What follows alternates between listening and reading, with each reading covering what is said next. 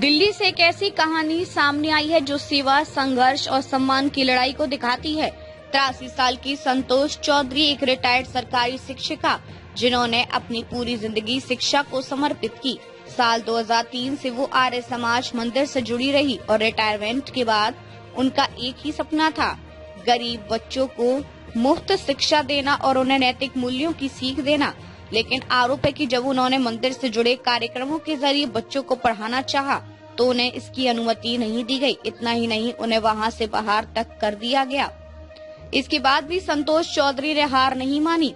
जहां मौका मिला, उन्होंने बच्चों को पढ़ाने की कोशिश जारी रखी। मामला इतना बड़ा कि कानूनी लड़ाई तक पहुंच गया।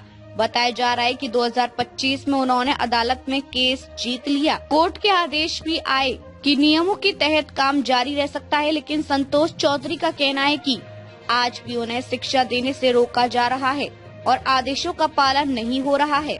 अब सवाल ये है कि क्या एक बुजुर्ग शिक्षक का गरीब बच्चों को पढ़ाना गलत है? क्या सेवा का अधिकार भी अनुमति का मोहताज है? फिलहाल ये मामला चर्चा का विषय बना हुआ है और सभी की नजरें इस पर हैं कि आगे न्याय और नियमों का पालन कैसे सुनिश्चित होगा। रिपोर्टर पंकज चौहान।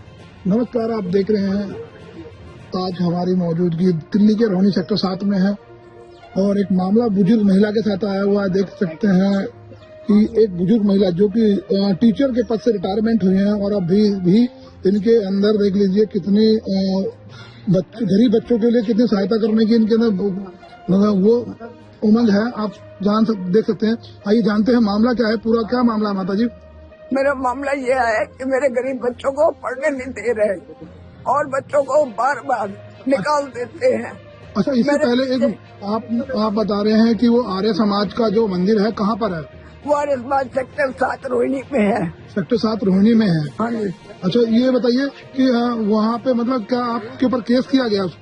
मैं 2016 में अपने बच्चों के पास अमेरिका गई हुई थी, जिससे वापस आई तो इन्होंने मेरे पिछले बच्चों को बाहर निकाल दिया था और मेरे आने पर मेरे ऊपर भी केस डाल दिया और बच्चों पर भी केस डाल दिए। बच्चों पे केस डाल दिया? जो बच्चे आप पढ़ाते थे वो किस प्रकार के बच्चे होते थे? वो बच्चे ये गरीब बच्चे जो मंदिर के आगे भीख मांगते हैं, कूड़ा बीनते हैं और ये लोग गरीब मतलब गरीब प्रकार के बच्चे होते हैं जो भीख मांगते, कूड़ा बीनते हैं और काम वालियों के गरीब मजदूरों के बच्चे होते हैं। तो आप अच्छा, केस कब तक चला है आपके ऊपर? जो करीब 10 साल से मैं केस को भुगत रही हूँ, जिसका आज भी न्यायालय ने तो मुझे न्याय दे दिया। न्यायालय ने उस केस में आपको ये न्यायालय का आदेश आया, जो न्यायालय का आदेश क्या था? उस केस में आप जीत गई वो केस? मैं केस जीत गई हूँ और आपसे मैं गुजारिश करती हूँ कि मेरे साथ जब न्यायालय ने न्याय किया है तो समाज मेरे साथ न्याय क्यों नहीं कर रहा? ये बताइए, इनमें कौन कौन लोग जुड़े हुए हैं जो कि आपको मतलब वहाँ पे बच्चों को नहीं पढ़ाने दे रहे? अब जो उन बच्चों को नरेश पाल आर्य, संजीव गर्ग, ये दो। क्या नाम है उनका? नरेश पाल आर्य, नरेश पाल आर्य और संजीव गर्ग। हाँ। तो ये मतलब क्यों कर रहे हैं ऐसा? क्या कोई भ्रष्टाचार का मुद्दा है? भ्रष्टाचार का मुद्दा है। ये अपना शादी करवा के समाज में पैसा कमाना चाहते हैं।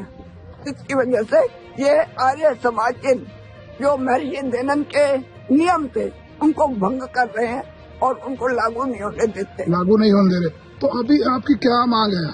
हमारी मांग ये है, मैंने कहा इस कारण से कोर्ट केस हमारे ऊपर आया है, उन नियमों को करके वो मैं नियम आपको दिखाती हूँ। उन नियमों को आप पढ़ें और समझे कि जब लोग पैसा बच्चों का अलग लेते हैं तो अलग अकाउंट बनाकर इस परेशानी को खत्म किया जाए।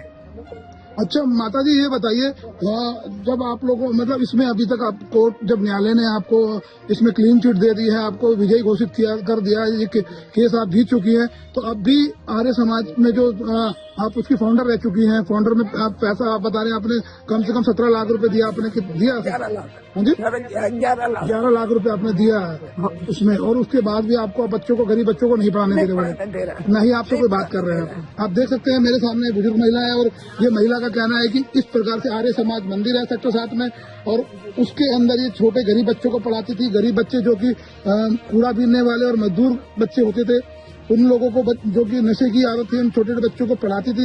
इनका कहना है कि 131 के करीब बच्चे थे उसके अंदर। अब ये अमेरिका चली गई थी, उसके बाद ये अमेरिका से वापस आई है, तो उन लोगों ने इनके ऊपर झूठे आरोप लगा दिए कि ये किस प्रकार के झूठे आरोप थे?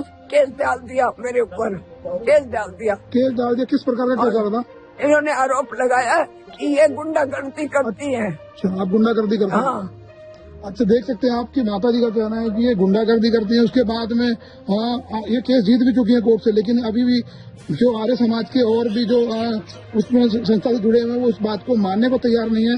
अब इनका कहना ये है कि मैं गरीब बच्चों को पढ़ाना चाहती हूँ। उनकी उम्र है आज 83 साल हो चुकी है। आप सोच सकते हैं 83 साल में देख सकते हैं कि इनके में जज्बा बच्चों को पढ़ाने का कितना ज्यादा है, लेकिन अभी भी जो वहाँ के जो और जो जुड़े हुए मेंबर हैं वो इनसे कोई बात करने को तैयार नहीं है किसी भी प्रकार से। और इनकी जो मांग है वो ये है कि गरीब बच्चे पढ़े और आगे बढ़े, लेकिन उसमें भ्रष्टाचार चल रहा है बड़े पैमाने पे, बड़े मुद्दे पे, कि उसमें बहुत सारा भ्रष्टाचार है, इनका ये कहना है।